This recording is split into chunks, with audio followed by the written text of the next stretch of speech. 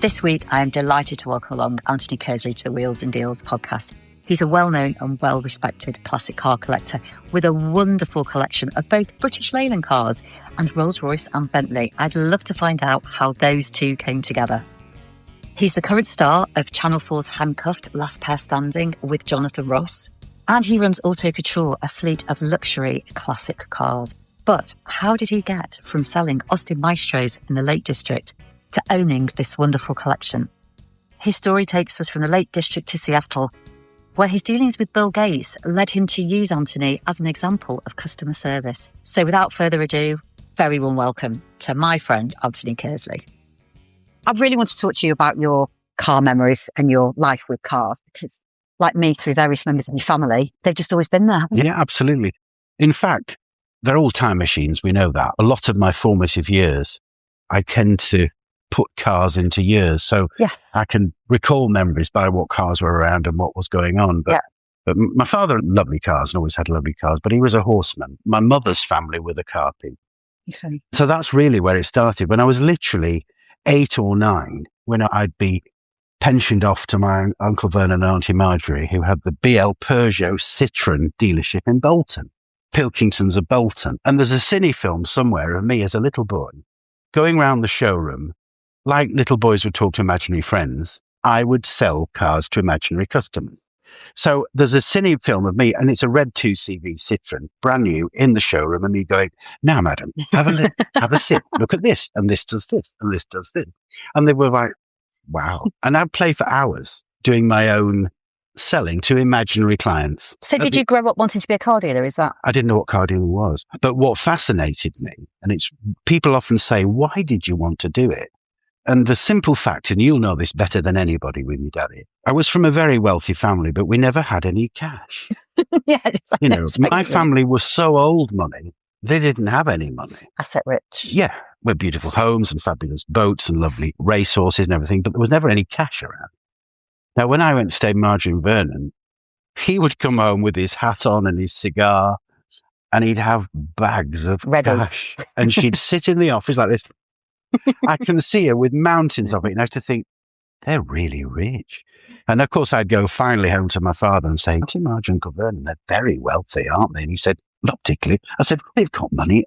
They've got it stacked up. Piles of it." And I thought, if that's what I'm going to do in my life to make money, then that's what I have to do. And as a little boy, remember, we're only talking 8 to 12 years of age. That's what I wanted to do. Formative years, though. Yeah. And then Vernon's son was Roger Pilkington, who was very formative in my life. And he had a stand at BOC Motors in Bolton, the second-hand place, with Bernard Manning used to do the, "Come on, lad, BOC, better people to buy from. Where customer is king." I used to go and work in the summer holidays and clean the cars for Uncle Roger. Now, his brother was Stephen Pilkington, who was a very famous classic car guy. Yeah.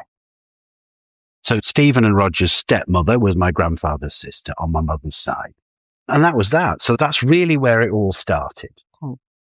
Then, of course, my father, with his carriage, he was a founder member of the British Carriage Driving Society with the Duke of Edinburgh and all that lot.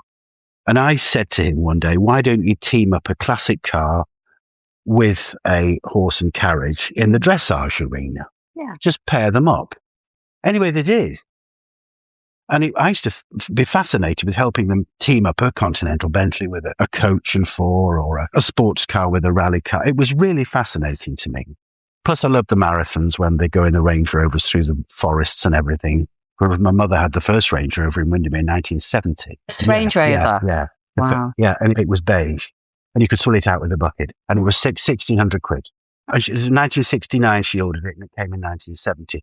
And she had a new one every year until 79, when she said they became a little impractical for her. And then she got a Subaru.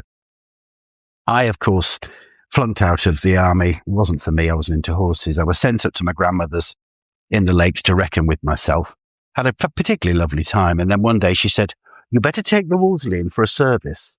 And while you're at it, get a job." So I thought, maybe this to do this for the day. Yeah.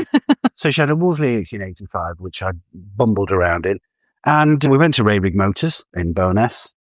In fact, I'm still very dear friends with them all now, even though they've sold up. But I went in with the Wolseley, and I went to David Smith, who was the owner of it. And I said, "Can I have a job, David?" And he went, yeah, start on Monday. We're launching a new car called the Austin Maestro. You can help us launch it. Be great. Yeah, I'd love you to come and work for us. Be super. It was as easy as that. Straight in then. Yeah. Okay. And so my first job was to help on the launch night of the Austin Maestro, which was the 1st of March, 1983. And then I started work at Raried Motors. And of course, a Maestro was the greatest thing that's ever drew breath. It was just amazing to me. Is that where your BL Yeah, it's where it started. started? Yeah. Okay. So my first demonstrator was a Metro base. And then the Vanden Pla Metros that I'm really besotted with, I had to go to the tax office. As you remember, I used to run for the bloody tax office in Preston every day. And the poor old boy who did it couldn't do it. We had a man employed just to do it.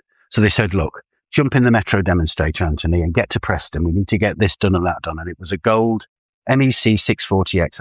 I've never forgotten it. And I got in the car and I stuffed it to Preston.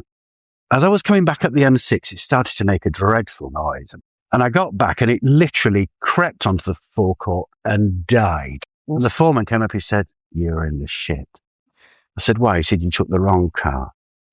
It was some dear old lady's car that was in for service, which was the same colour, parked to where MEC something X, different bloody car. And you thrashed it all the way. I ruined it, yeah. I blew it up.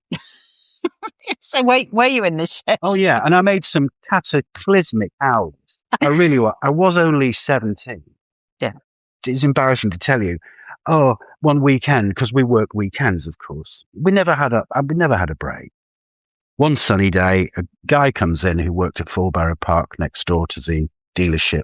"I like that X19. I'd really like it. Can I finance it?" I said, "Yeah, definitely." Signed the finance papers up, took his deposit. Bye. No proposition. No. Let him go. Yeah. With the car? He wrote it off. Oh. I was 17. No instruction. Bye. Got some money. Woo. I was an idiot. And it went on. It went on. It's a good solid start to the car. Yeah. I made some cataclysmic howlers when I look back. But I did sell cars and I loved it. And I was passionate about Austin Rover. I sold the last TR7 that was in stock to a lovely lady from Oxfordshire and I had to deliver it down there. And I loved my driving. I had one very serious smash when I was at Raried Motors. Very serious. But they stood by me. They were very good to me. Yeah. But I was definitely shocked when 12 months later, after getting to know everybody and really getting in with them, David Smith took me aside and he said, "We're going to let you go, Anthony. You need to go back to London. This isn't for you." And I said, "Oh, where am I going?" I was so green. Oh, you thought he'd organised something for you? Yes, I was going. He said, "I'm sacking you." I went, "Sacking me? What for?" "Anthony, take my advice. This isn't for you." Now, the one thing I will tell you about me is I don't like being told that I'm not good at something or I can't do it. It's the one thing that my father did my whole life, and I fought against it. But I was broken-hearted. He was absolutely right. And when I went to join the motor trade, my father, it was the worst thing I could have ever done, apart from coming out as gay. My father was horrified I went into the motor trade. Did that make you more determined? Yeah. I don't regret anything I've ever done, but I'm telling you now, David was right. It wasn't for me, the business. I was broken-hearted because by then I was a member of the rowing club with them and I used to go out partying with them and we'd launched the Triumph Acclaim, the Rover, the new Rover 2 Series. And I was in love with the Rover Vitesse 3.5 litre, which is why I got the SD1. So I really loved, because at that age, you're very impressionable and you're devoted to whatever. If I was selling, I don't know, toothpaste, I'd have been passionate about. Must have felt like the rug had been pulled out. I was absolutely shattered because I thought my father's going to be right here. It was really very painful. Did the thought of London appeal to you once you mentioned that? Did it pop up and say, "Oh, actually"? No. What happened was my grandmother saved the day because I went home and I said she was a wonderful woman. You really should have met her. She was a formidable woman. Yeah, wasn't she was. I said, Granny, I've been sacked. No. Whatever for? I'll cancel the order for that new Austin. Because she'd ordered a Maestro. I'll cancel it. Take my business elsewhere. Yeah. She said, why have they done that? I said, they say I'm no good at it. Don't be ridiculous. Anyway, coming out with me tonight, I'm going to the Motorboat Racing Club. So that night, after I was sacked, she took me down to the Motorboat Racing Club where they were having a dinner for the old folks or whatever. I shouldn't say that because I'm as old. That would be for us now, Anthony. But Billy Bateman was there. Billy and Annie Bateman of Bateman Motorworks BMW. Now, I'd known Billy all my life as a family friend. And my father bought BMWs from him. And his daughter, Liz, I was at her wedding when she married a wonderful guy, a Swiss guy called Fiat X1. And they'd married, and Beat and Liz were running the BMW garage. Anyway, Billy had the BMW Marine franchise on Lake Windermere in the 60s and was literally handed the BMW car franchise on a plate because they were trying to sell those funny little 700 BMWs. Yeah. And he literally walked up his drive and said, please, Mr. Bateman, please have the franchise. And he opened it in 66. By then, we'd be 1985. And it was a very successful business. Of course, there will have been limited car showrooms in the Lakes. Very much. It was Bateman Motorworks and BMW with cheese and biscuits. Remember, you had strict territory sales. Yeah. So Lloyd's of Cockermouth and Carlisle were North Lakes. We were South Lakes, a little bit of North Lancashire. And never the twain. If you sold out of territory. Somebody walked into your showroom and they happened to live off territory. Yeah. Did you have to say no to? No, but you had to find out why they were there. Oh, okay. And you had to have a pretty good reason to your area manager why you'd sold a car.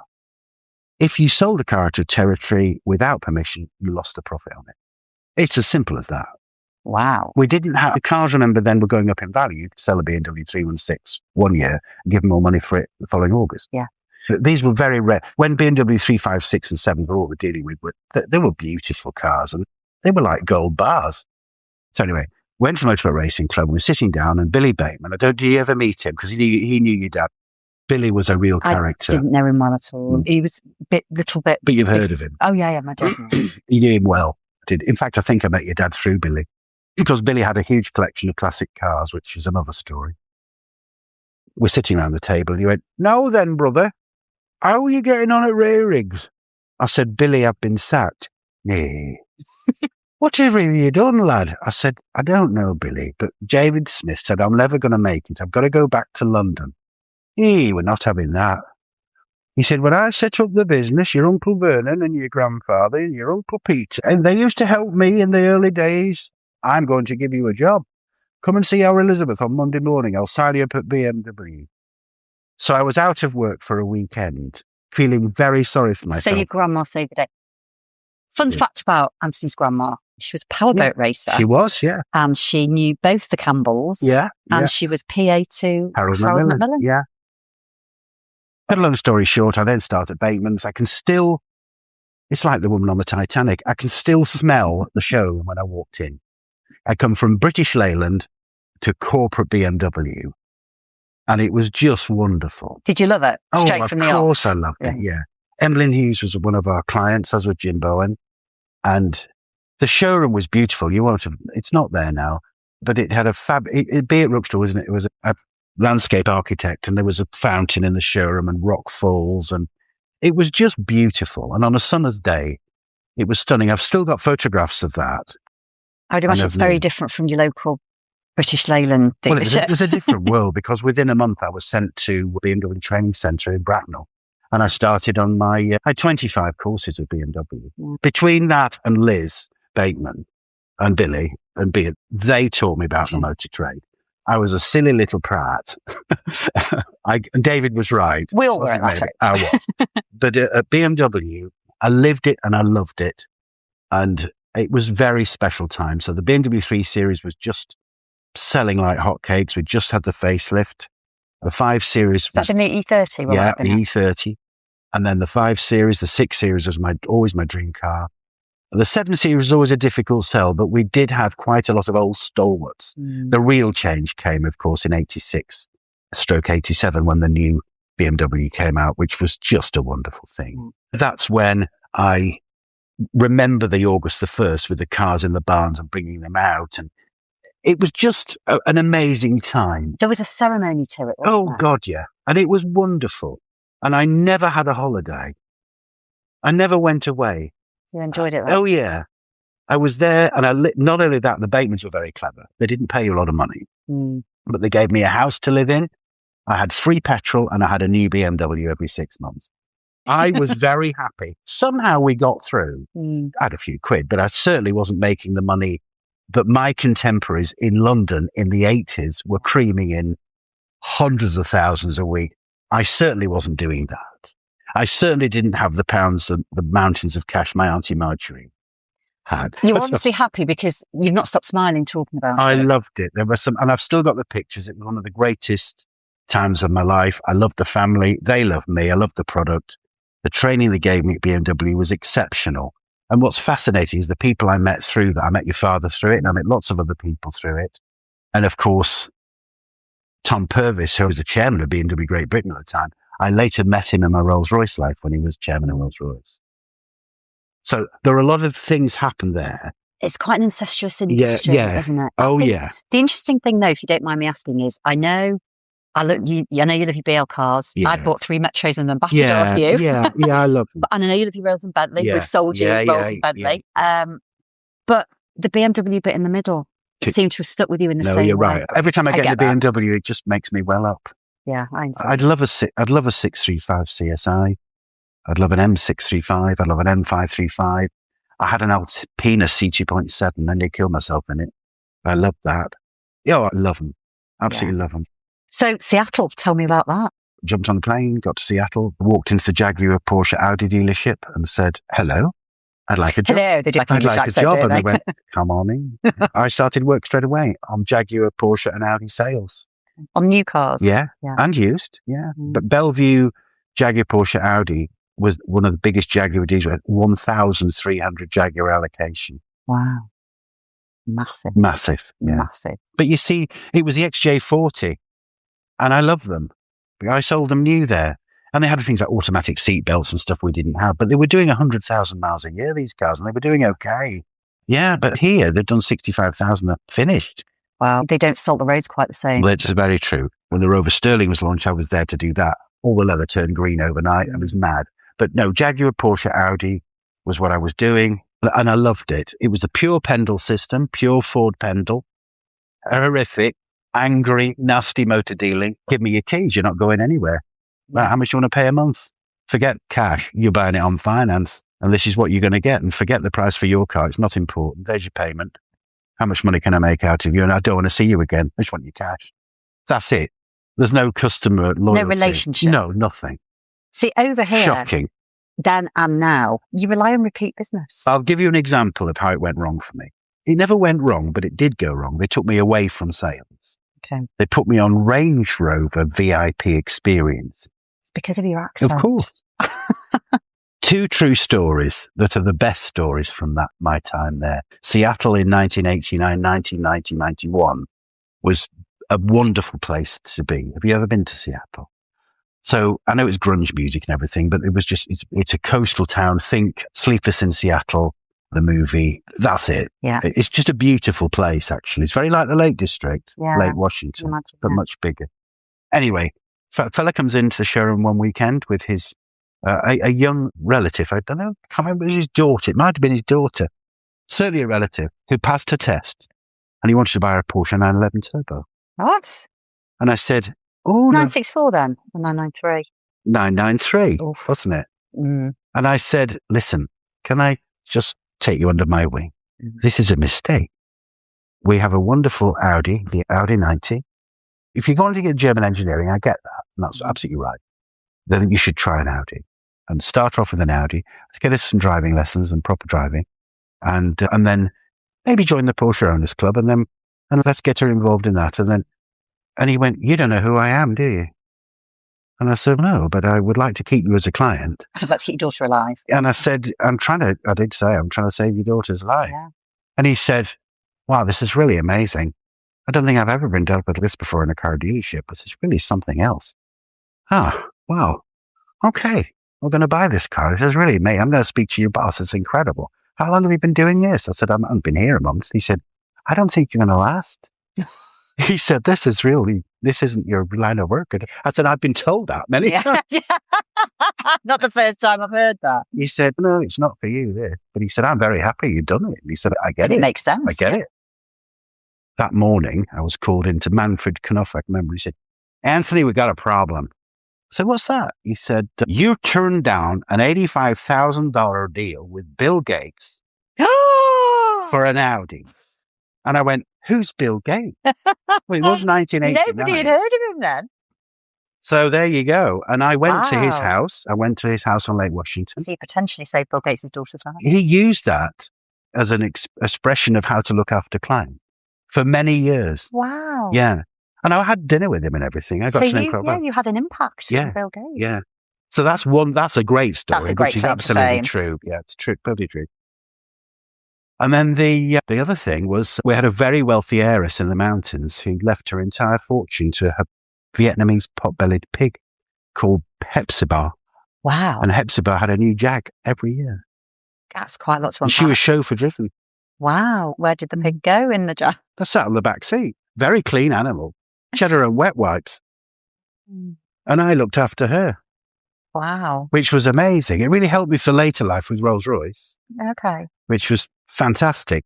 I was there for 2 years, just 2.5 years. Anyway, the day dawned and this guy came up to me and he said, I think you're a great kid. I'm going to make you millions. Okay. I'm going to make it. No, everybody said that to you at the time.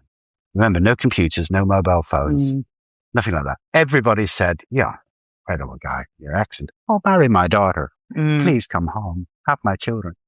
I'm going to make you millions. I said, okay, what is it? You said, take my franchise. I'm going to give it you. Take it back to merry old England.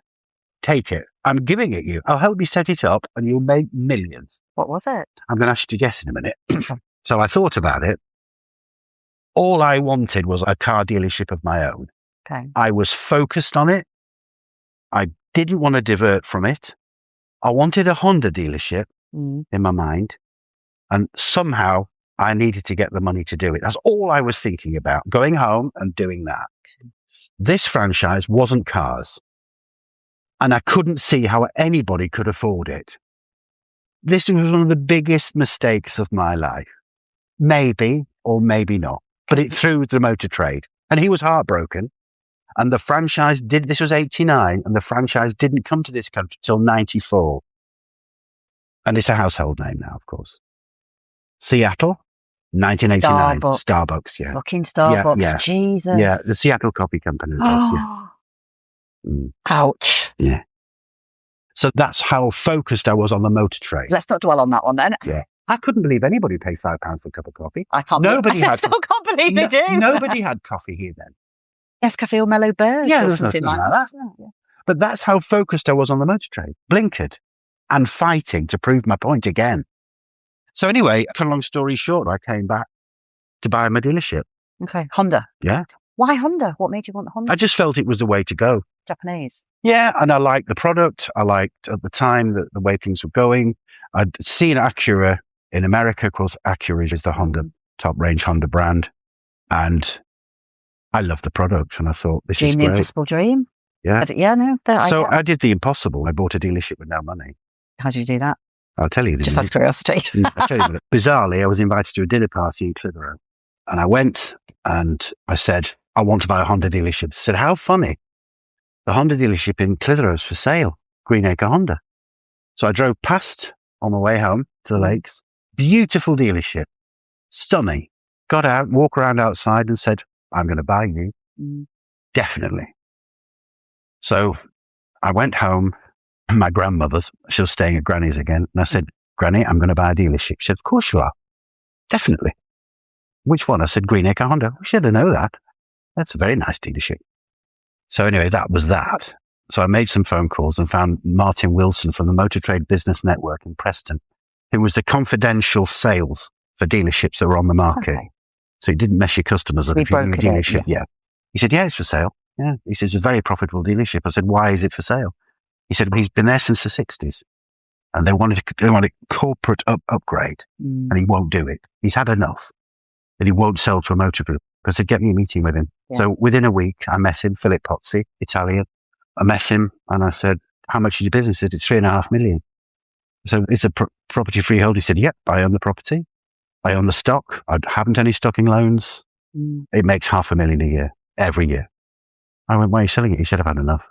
And I'm not selling to corporate groups. I said, I'll buy it. Can we shake on it? And I shook his hand, 3.5 million.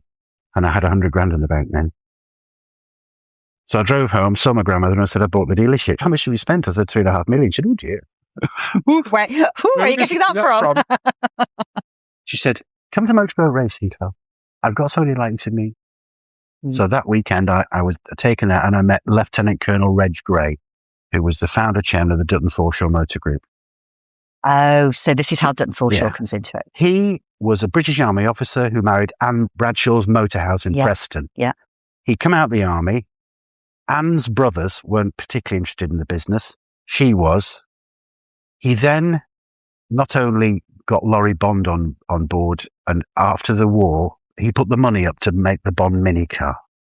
Wow. So it was an aluminium car because there was no steel, the Villiers engine, and that was his first project with Laurie Bond. So Sharp's Commercials Preston.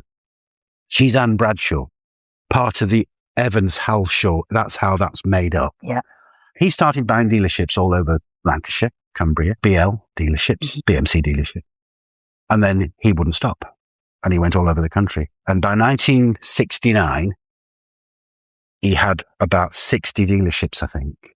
And he was on a shooting party at our house with my grandparents, with Richard Dutton Forshaw, who were the brewers from Preston, and Victor Barclay from Jack Barclay's. And they had a lot of money to invest in. Motor trade royalty there at that point in time, wasn't it? With my grandmother again. Yeah. Anyway, a deal was done, and Dutton Forshaw bought Reg out for many millions. With the agreement, he stayed in as managing director, and Victor then sold Jack Barclay to the consortium. So Jack Barclay and Dutton Forshaw became the conglomerate. Reg stayed on as managing director, and he ran it all through the turbulent BL days, right through the Allegro Princess, all the problems of the strikes, the lot. Head office of Dutton Forshaw was in Berkeley Square above Jack Barclay's. And it was also head office of British Leyland. So he was right in with Donald Stokes, who became the chairman of Dutton Forshaw, which is why the Bond a Keep was sold through Triumph dealerships, because it was a special dealership. That makes sense now. It was a special deal they did. Yeah.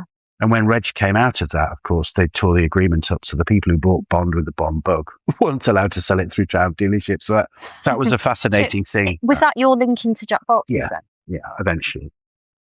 Anyway, cut a long story short, Reg said to me, come and see me. He said, I can write a check out for this dealership tomorrow. It's a great dealership. And I know you. And I think it's wonderful, but I'm not going to.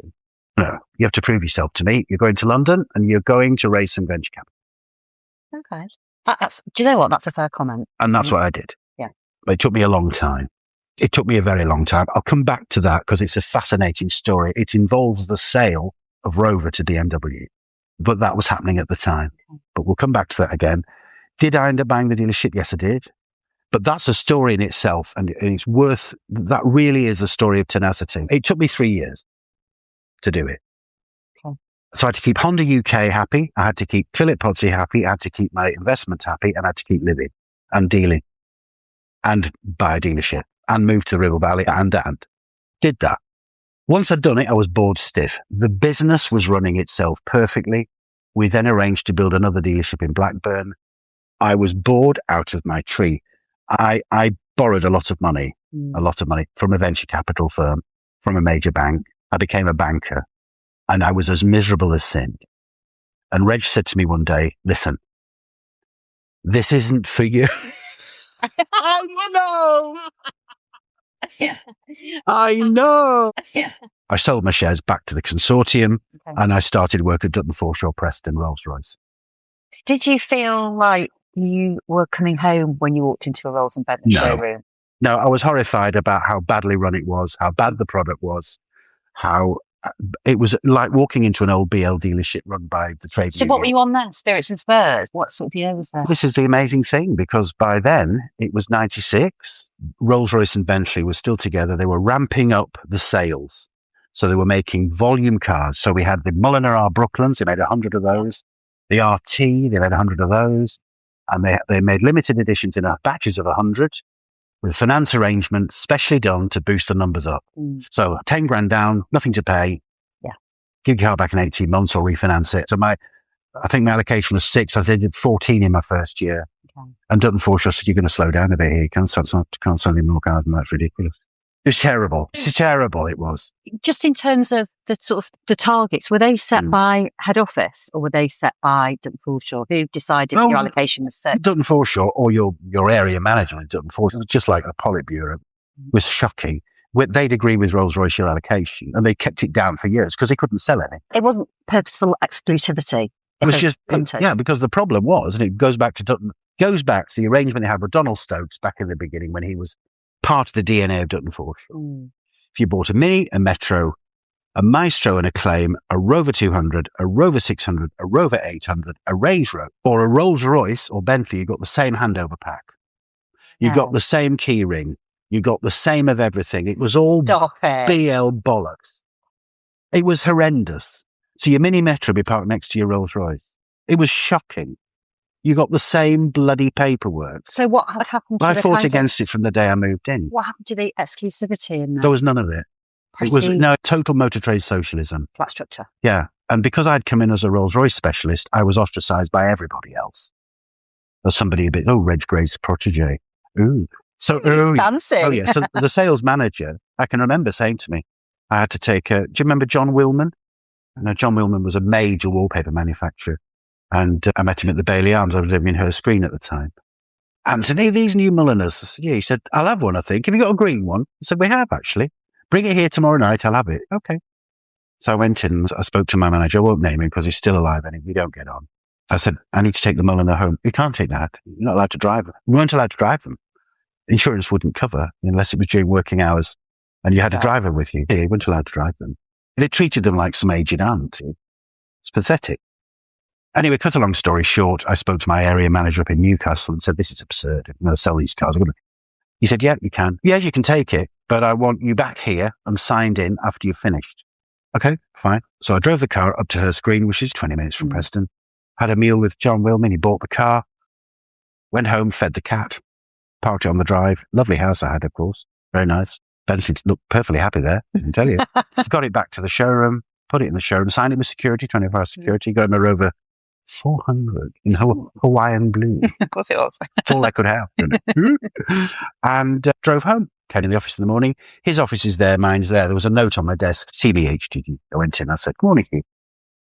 What on earth do you think you were doing bringing that car in? 11:45 at night? Where'd you been in it? I said, I've been home in it. He said, I've run this franchise for 35 years. I've never had a Bentley on my drive. I said, and that's why you're only selling 6 a year. Yeah. He said, for some reason, Rolls-Royce want you to launch this new car that's coming out on the stand in Geneva. And you're paying for it because the company's not. So I launched the Seraph. Very angry about your success then. Yeah. And I would like to say that Anthony's turned up in the most beautiful Seraph this afternoon. Yeah. A Seraph. Do you know what a Seraph is? No. People mispronounce it. Some people call it a Seraph, which is fascinating. Oh, is it the muse, the nymph? I can't remember what it's Nearly. called. A Seraph is the highest order of angels. So in angels, you have hierarchy. Yeah. And a Seraph is the queen of the angels. What's an Enage? Enage is a racing circuit. It's a road. That what it was named after? It's a road, yeah. Right. The Enage is a road. It's an Enage bend on Le Mans. It's an Enage bend. A lot of Rolls-Royce and Bentleys, of course, are ephemeral. So your phantoms, spirits, shadows. But the Bentleys and some of the Rolls-Royces are named after roads, such as Corniche is named after a road. Mulsanne is a Mulsanne straight. Yeah. Enage is another racing straight. We'll go on in a minute, but those are the cars. Anyway, I moved within Dutton Forshaw to London. I finally moved to London. After all that time of being told, you need to go to London. So you were in the Jack Barclay showroom. Which changed my life. For the good? Completely. It was the most magical time of my life. It was amazing. And I'm glad Reg Gray lived long enough to see it. You must have seen some incredible customers. And my customers went from Sooty to Shirley Bassey. I sold Sooty at Bentley. Did you sell Shirley Bassey? Oh, yeah. No, not the Camargue. It was before my time. I was only a baby. But I still know her to this day. Wow. Yeah. Cilla Black, Julio Iglesias, That was really funny. This fellow appeared in my office one day with a terrible complexion, very attractive son. And I was showing them around the cars he wanted. You could sell cars from Jack Barclay then abroad to Florida. He was ordering an Azure from me. I hadn't got to his name yet before my secretary rang me because she had the view of the showroom. And she said, "Here, Anthony, would he get me his autograph?" And I went, "Who is it?" "It's Julio Iglesias, isn't it?" The Dalai Lama, who came into the showroom and then asked me to order a cab for him. I said, "No, we'll chauffeur drive me." He said, "No, order me a cab." So I called through to our secretary, wonderful woman, been there for a long time, and said, "Would you please order a taxi for the Dalai Lama?" Of course, you had to keep your eyes below his eye, which meant we were walking around like this. Did she ask for his autograph? No, but when the loudspeakers came out, she said, "Taxi for the Lama."